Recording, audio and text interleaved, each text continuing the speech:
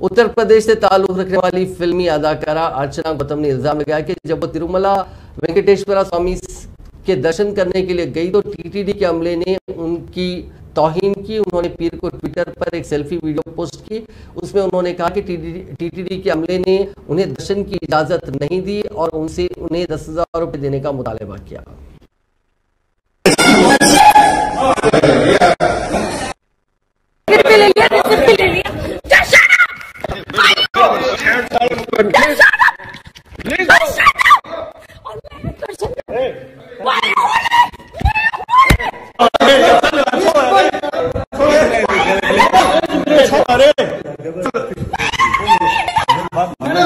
आराम से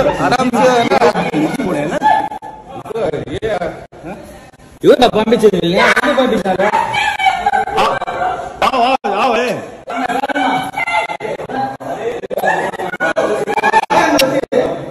आओ छोड़ो